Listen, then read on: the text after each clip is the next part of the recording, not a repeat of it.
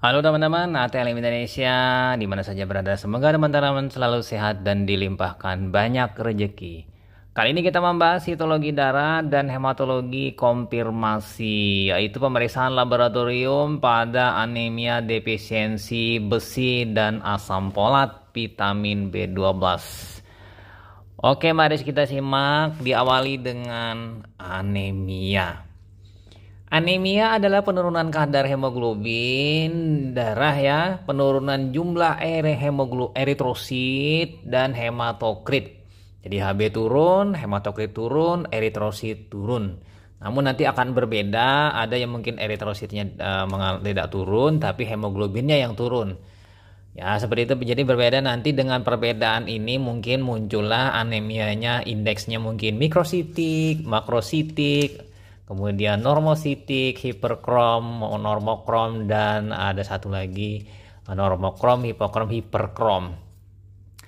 Nah, idealnya nilai normal parameter laboratorium itu ditentukan oleh masing-masing laboratorium berupa nilai rujukan nanti namanya.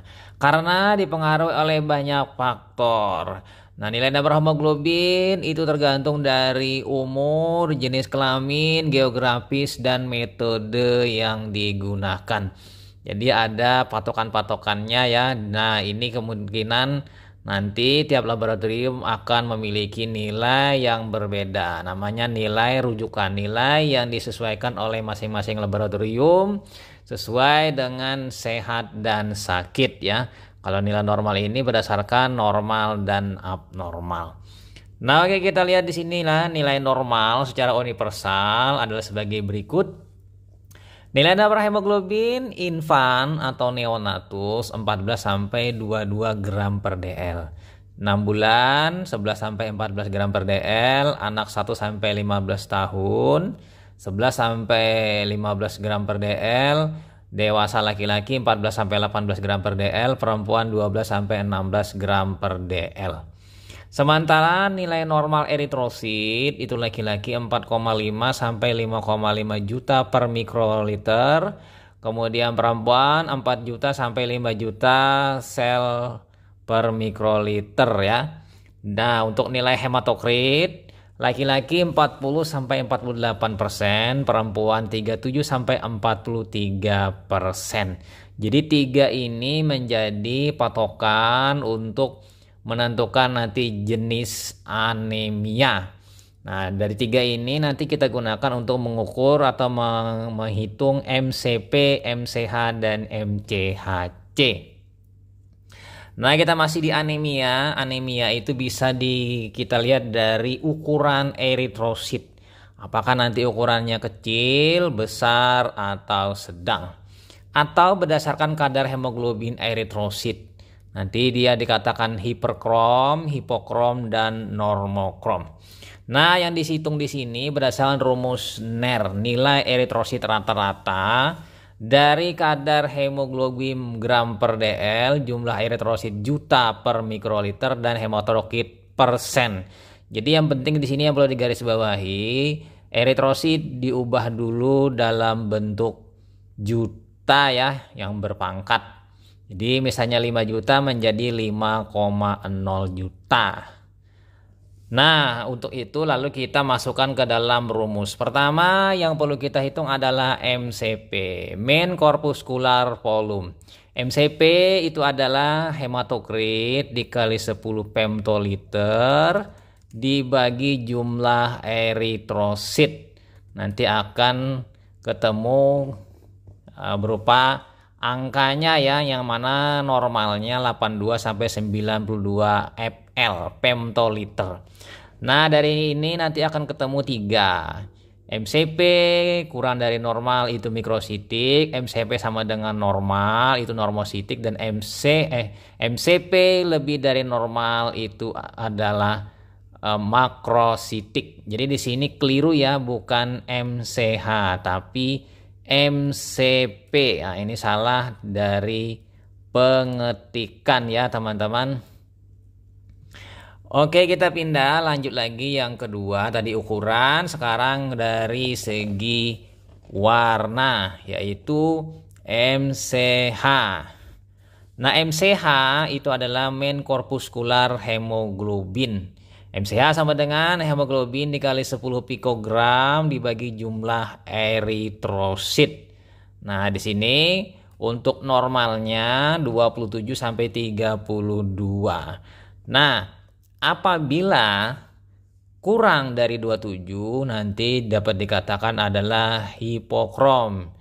Sementara 27 sampai 32 inilah normokrom. Apabila lebih dari 32 pikogram maka dikatakan hiperkrom.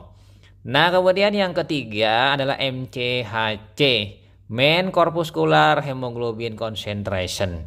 Ini adalah MCHC didapat dengan memasukkan rumus hemoglobin dikali 100% dibagi hematokrit. Nilai normalnya 32 sampai 38. Oke, kita pindah lanjut ya teman-teman. Di sini bahwa MCH dan MCHC menentukan kadar hemoglobin dalam darah. Nah, di sini bila kurang dari normal maka hipokrom, sama dengan normal adalah normokrom, lebih dari normal adalah hiperkrom.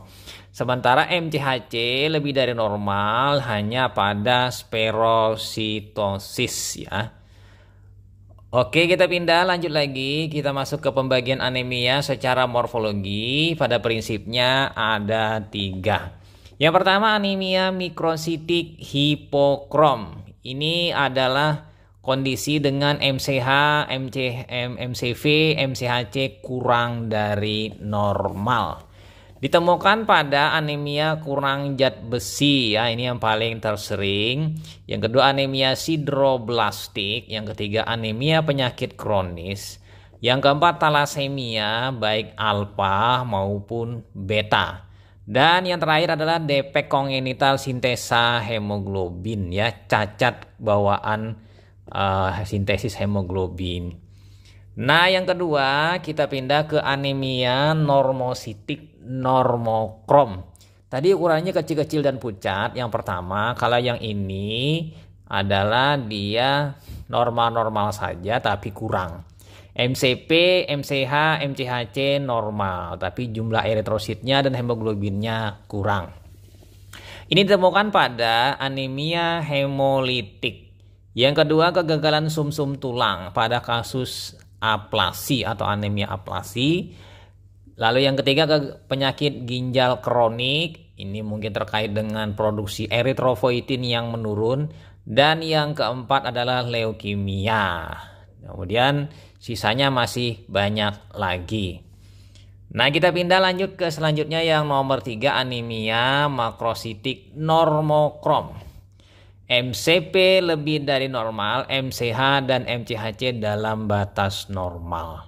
Ini kondisinya bisa ditemukan pada anemia megaloblastik, yaitu defisiensi vitamin B12 dan asam folat. Jadi keduanya ini berperan dalam proses pematangan sel sehingga sel terganggu nanti ya. Akibatnya selnya ini mengalami pembesaran karena proses keterlambatan dalam pembelahan dari inti dan diikuti oleh sitoplasma. Anemia makrositik non megaloblastik ini yang kedua, ini penyakit hati misalnya atau pada myelodysplasia. Jadi ada 2 kriteria. Lanjut lagi di sini kita pindah ke penyebab anemia hipokrom.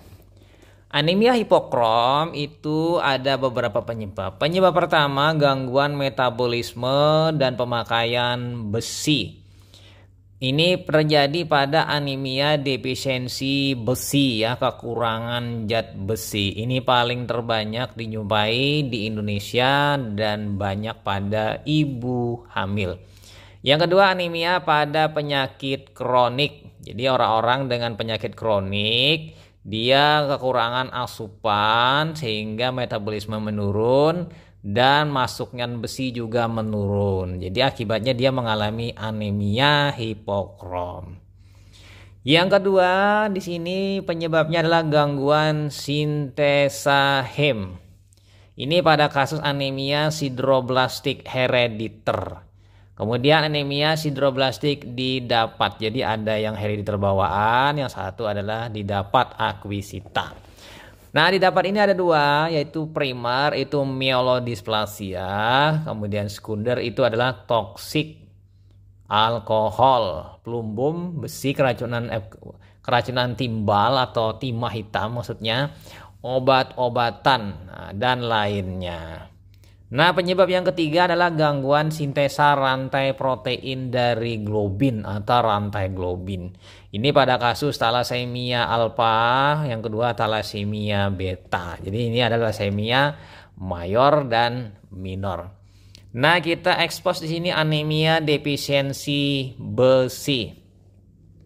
Anemia defisiensi besi adalah kekurangan zat besi. Anemia ini berupa anemia mikrositik hipokrom yang tersering ditemukan.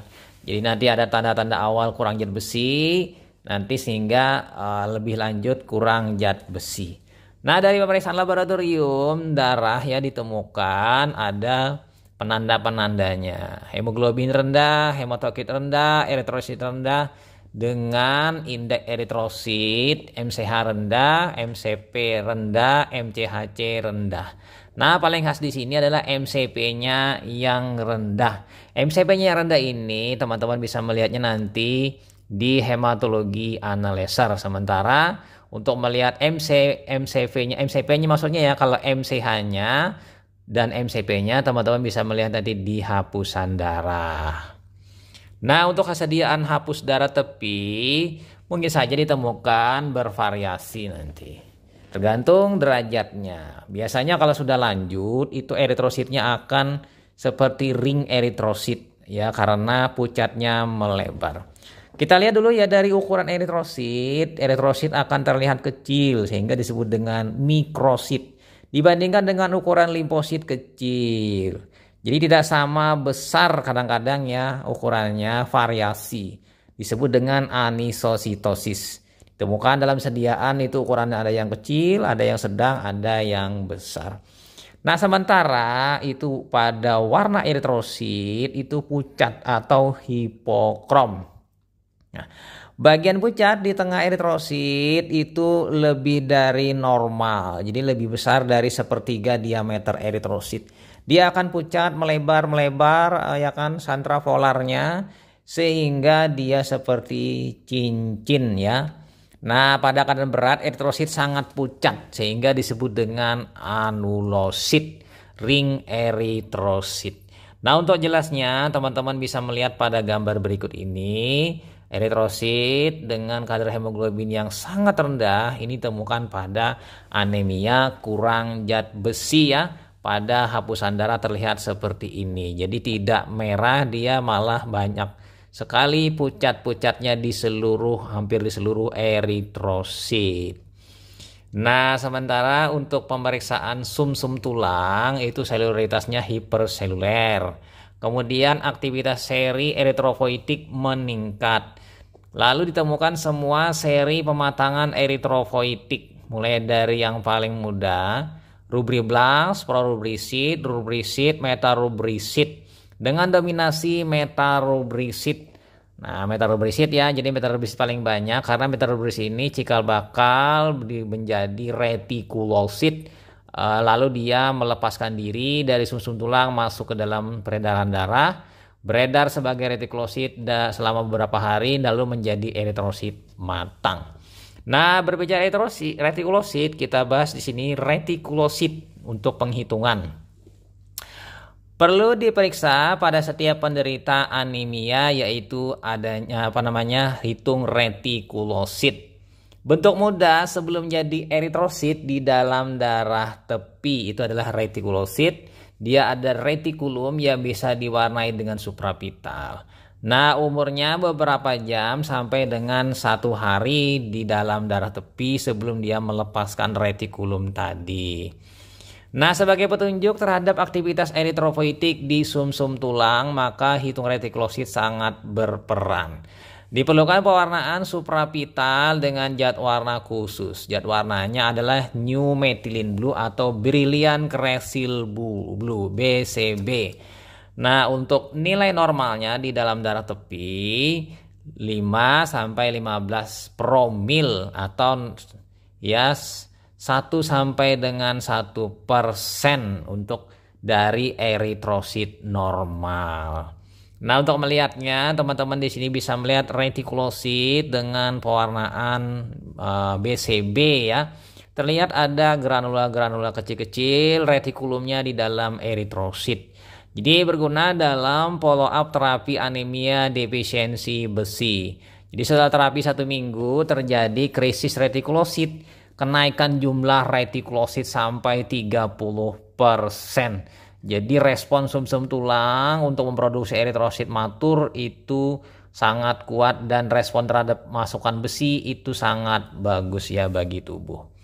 Jadi penting di sini ya untuk hitung retikulosit. Jadi retikulosit pada anemia kurang zat besi itu meningkat. Nanti bisa dibedakan dengan anemia aplasi yang retikulositnya menurun. Sementara untuk besi tubuh itu kita bisa mengukurnya yang mana besi itu didapatkan dari makanan. Hanya 5 sampai dengan 10% yang diserap melalui duodenum dan jejunum proksimal. Kebutuhan besi normal kurang lebih 1 mg per hari. Jadi kecil sekali ya. Pada penderita anemia defisiensi besi dibutuhkan kurang lebih 2 mg per hari. Dan asupan zat besi ini bisa didapatkan dengan tablet tambah darah yaitu sediaan besi peroksi fumarat yang mana penyerapan besi ini akan dibantu oleh vitamin C ya, bersama-sama dengan vitamin C meminumnya maka akan lebih terserap lebih bagus. Sementara asam pitat yang ada di dalam teh itu menghambat penyerapan zat besi. Oke, kita pindah ke bentuk-bentuk besi di dalam tubuh. Jadi kita lihat di sini molekul Fe dalam diet, ya kan? Kemudian bentuk Fe itu Fe2, Fe3. Tempatnya di traktus digestivus ya, bagian atas. Fungsinya hemoglobin, mioglobin, sintesis sistem enzim. Sementara dalam bentuk hemoglobin itu adalah besi 2 di eritrosit untuk mengikat oksigen. Nah, yang ketiga transferin itu adalah besi 3 dalam serum transport besi ya. Nah, ferritin itu adalah besi 3 dalam serum dan jaringan yaitu sebagai penyimpanan besi. Jadi transferinnya membawa, mentransport, sementara ferritin inilah menyimpan besi. Nah, yang selanjutnya yang kelima hemosiderin Fe3. Ini adalah di sumsum tulang dan jaringan lain untuk penyimpanan besi. Jadi di sini dapat disimpulkan ya, di sini pertama kalau besi kita makan itu nanti dia ada dalam diet lalu akan diikat ya di bawah. Nah, sementara besi dalam hemoglobin itu fungsinya untuk mengikat oksigen. Sementara untuk membawa besi tadi yang diserap atau yang dipindahkan itu adalah menggunakan transferin. Nah, untuk pendeposit di dalam tubuh ada 2 yaitu ferritin ya kan, yang kedua hemosiderin. Ferritin di dalam serum, hemosiderin itu dalam sumsum tulang dan jaringan lain. Oke, kita pindah masih ke anemia defisiensi besi ya. Masih ini terjadi ya jika cadangan besi dalam tubuh habis total atau hampir habis. Dengan cara kita mengukur kadar besi di dalam darah. Nah, pengurangan cadangan besi dan terjadinya anemia defisiensi besi timbul secara bertahap, yaitu 3 tahap. Yang pertama pengurangan cadangan besi ya. Jadi besi sumsum tulang itu menurun atau rendah sekali. Yang kedua itu adalah ferritin serum menurun.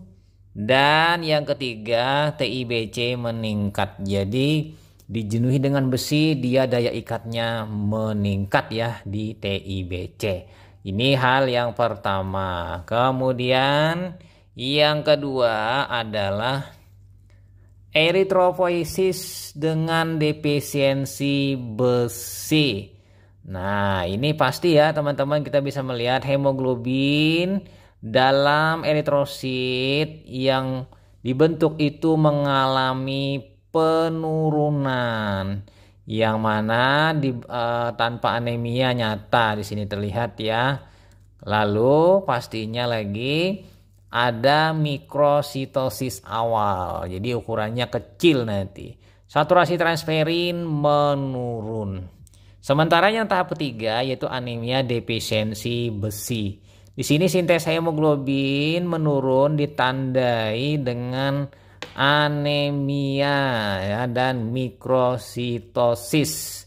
MCP-nya adalah rendah. Jadi anisositosisnya jelas di sini nyata. Jadi terlihat di sini ya ada awal terjadinya anemia. Yang kedua terlihat anemianya di hapusan darah dan selnya mengecil. Yang ketiga anemianya terlihat nyata. Nah, untuk melihat anemia tidaknya secara mikroskopik, anemia kurang zat besi, teman-teman bisa lihat di hapusan darah. Jadi di hapusan darah mungkin saja yang sebelah kiri itu tidak begitu berat, sementara yang sebelah kanan berat karena kita melihat dari bagian pucatnya melebar tidaknya. Jadi yang di sebelah kanan itu sangat melebar, sementara di sebelah kiri itu lumayan cukup melebar. Jadi tampak sel-sel eritrosit pucatnya berukuran kecil dan membentuk ring dan meluas area pucatnya. Nah, kemudian kita masuk pengertian dalam anemia defisiensi besi. Ini adalah istilah-istilah. Yang pertama, hemoglobin. Normal terdiri dari hem yang mengandung besi 2, pasangan rantai globin alfa 2, beta 2 ya. Dibentuk terutama di mitokondria. Jenis hemoglobin ya, dalam darah itu ada oksi Hb. Ini adalah hemoglobin yang berikatan dengan oksigen, deoksi Hb. Itulah hemoglobin tanpa ikatan oksigen, jadi nganggur ya. Yang ketiga karboksi hemoglobin. Ini adalah hemoglobin berikatan dengan karbon monoksida ya kan, atau karbon dioksida. Kemudian sulf Hb ini adalah SHB mengandung sulfur. Kemudian met Hb ikatan hemoglobin dengan feri VFE3. Lalu Fe serum, besi dalam serum. Inilah besi dalam sirkulasi yang berikatan dengan transferin. Normalnya 75 sampai 175 ya kan md per dl. Lalu lanjut lagi ke transferin. Dalam plasma, Fe berikatan dengan transferin sebagai transportasi. 1 mg transferin itu mengikat 1,4 mikrogram besi. Nah, masih di pengertian dalam anemia defisiensi besi. Di sini ada lagi istilah-istilahnya yaitu UEBC. Apa itu UEBC? Unsaturated Iron Binding Capacity. Jadi kelebihan kemampuan transferin dalam mengikat besi. Nah, sementara TIBC ini yang digunakan dalam penentuan anemia kurang zat besi. Total iron binding capacity, kemampuan total transferin mengikat besi. Jadi TIBC bisa dihitung dari Fe serum ditambah UEBC ya. Nah, di sini normalnya 300 sampai 360 mikrogram per liter. Orang tua kurang dari 300 mikrogram per dl. Nah, lanjut lagi saturasi transferin. Ini adalah besi serum dibagi TIBC, maka akan dikali 100%, maka akan didapatkan SI. Normalnya saturasi transferin ini 33% ya, 20 sampai 55. Nanti akan mengalami penurunan dalam kondisi anemia. Nah, selanjutnya yaitu peritin. Cadangan besi dalam serum. Normalnya 20 sampai 200 mikrogram per dl, sementara pada anak 7 sampai 140 mikrogram per dl. Normal laki-laki 40 sampai 340 mikrogram per liter. Perempuan 14 sampai 150 mikrogram per liter. Nah, pada defisiensi besi 0 sampai 12 mikrogram per liter. Pada kelebihan besi 340 sampai dengan 20.000 mikrogram per liter. Oke, lanjut lagi ya teman-teman. Di sini kita pindah ke skema diagnosis anemia defisiensi besi. Nah, untuk membuat skemanya, untuk menentukannya ini perlu kita bagi, ya kan? Terlihat di sini ya, bila hemoglobin turun, hematokrit turun, eritrosit turun, ini disebut dengan anemia. Nah, kita melihat di sini MCH-nya rendah atau kurang dari normal, maka apabila MCP-nya, maksudnya MCP-nya ini rendah, maka adalah mikrositik, ukurannya kecil. Jadi MCP menanda ukuran. Bila kurang berarti mikrositik. Nah, dalam mikrositik ini ada 3 kondisi. Di sini nanti bisa melihat ya. Dari besi serum kita juga bisa melihat dari kondisi ini misal akan terjadi 3 kondisi. Jadi apabila HB rendah, hematokrit rendah, eritrosit rendah, MCP rendah, mikrositik dan besi serum rendah, ferritin ya. Mungkin saja ada 3 bagian. Yang pertama, rendah besi serumnya. Ini adalah anemia kurang zat besi. Misalnya di sini dengan melakukan pemeriksaan sumsum tulang tidak mutlak pada anemia besi. Pada setiap pemeriksaan sumsum tulang perlu dilakukan pewarnaan besi. Jadi nanti pewarnaan Prusia. Jadi di sini teman-teman bisa melihat dari besi serum. Apabila normal besi serumnya, maka inilah talasemia atau hemoglobinopati. Ini perlu dilakukan elektroporesis hemoglobin. Nanti akan hasilnya abnormal. Kemudian besi sumsum tulang abnormal. Nah, apabila ferritin tinggi, maka anemia penyakit kronik atau anemia sideroblastik. Ini dilakukan pewarnaan besi sumsum tulang, ring sideroblast. Nah, jadi dari sini kita bisa membedakan ya, untuk anemia zat besi, kurang zat besi, kita mengambil dari kadar besinya yang rendah. Jadi dapat disimpulkan bahwa anemia zat besi itu dapat ditegakkan diagnosisnya dengan melihat besi dalam serum. Oke ya, lanjut lagi, kita pindah untuk ke diagnosis banding. Nah, diagnosis banding di sini ternyata ada 4 hal ya dalam anemia kurang zat besi yang mirip ya. Misalnya anemia kurang zat besi mirip dengan anemia penyakit kronik, talasemia beta dan alfa dan anemia sideroblastik. Namun bisa dibedakan dengan melakukan pemeriksaan parameter. Yang pertama MCP itu anemia kurang zat besi rendah, ya kan? Kemudian MCH rendah, MCHC rendah, besi serum rendah, TIBC tinggi, ferritin serum rendah, cadangan besi tidak ada. Kemudian besi eritroblast tidak ada juga, eritroporesis hemoglobin rendah. Sementara pada anemia penyakit kronik ini MCP mungkin normal atau rendah, MCH normal rendah, MCHC normal atau rendah, besi serum rendah, TIBC rendah, ferritin normal, cadangan besi ada, besi eritroblast tidak, kemudian elektroporesis normal. Sementara kalau pada talasemia itu MCP rendah, MCH rendah, MCHC rendah, ya mirip, besi serum dia normal, TIBC normal, ferritin serum normal, cadangan besi positif, besi eritroblast positif, elektroporesis hemoglobin abnormal. Jadi jauh sekali ya kurang besi dengan talasemia. Nah, sementara anemia sideroblastik ini MCP kadang rendah, kadang-kadang naik. MCH rendah, MCHC rendah, besi dalam serum meningkat. TIBC normal, ferritin serum meningkat, cadangan besi positif dalam sumsum tulang. Kemudian besi eritroblast, ring sideroblast. Hemoglobin eritroporesis normal. Jadi di sini yang abnormal hanya talasemia. Kita pindah ke anemia megaloblastik, anemia yang ukuran selnya besar, raksasa.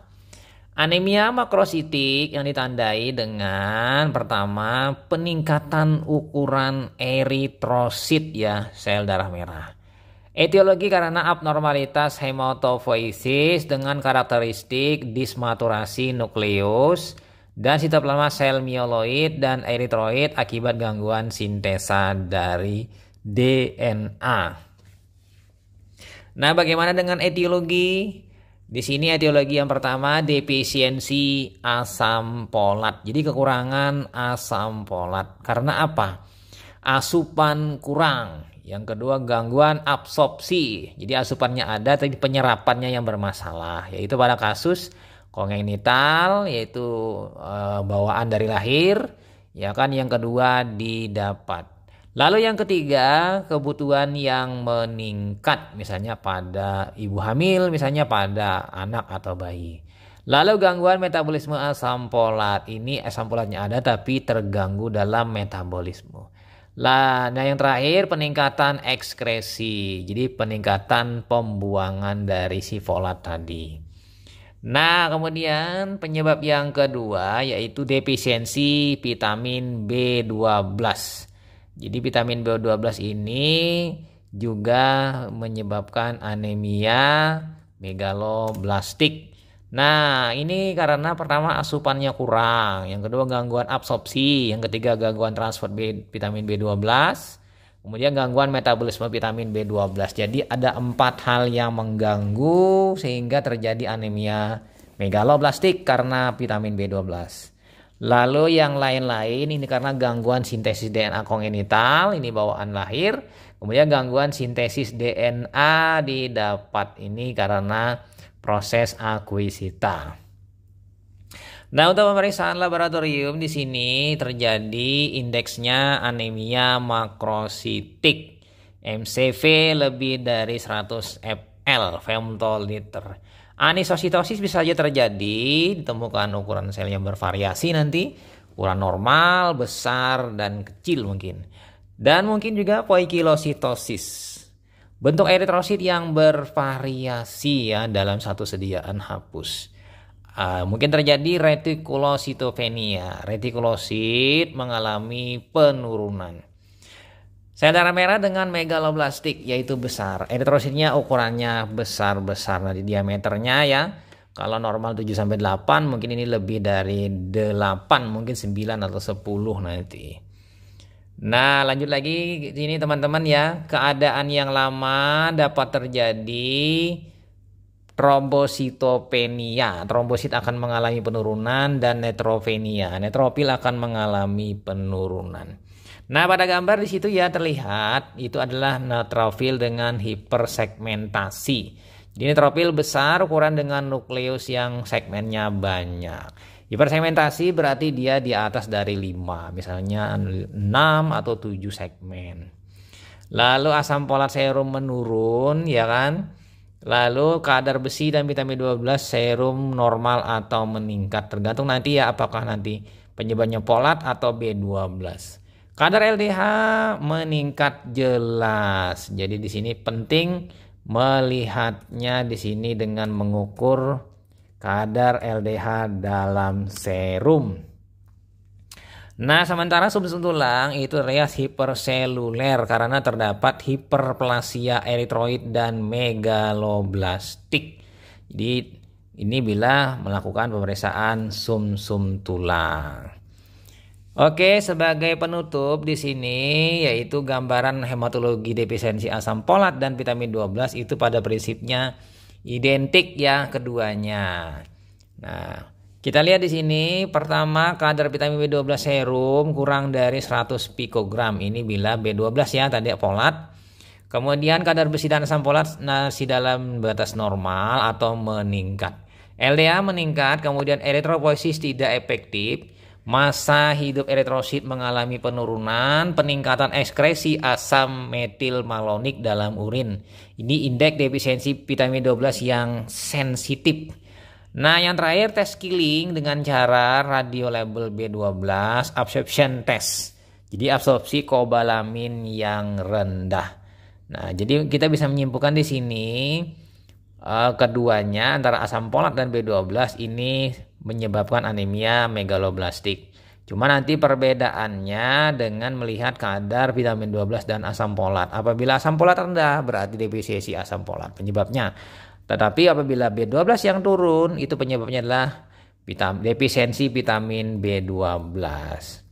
Oke ya, itu saja teman-teman materi kita membahas tentang anemia, defisiensi zat besi dan vitamin B12 asam folat ya. Jadi di sini kita menyimpulkan anemianya adalah anemia kekurangan kedua zat ini. Kalau besi menyebabkan sel eritrositnya kecil-kecil, sementara asam folat B12 itu menyebabkan eritrositnya besar-besar. Oke dah ya teman-teman, sampai jumpa. Bye.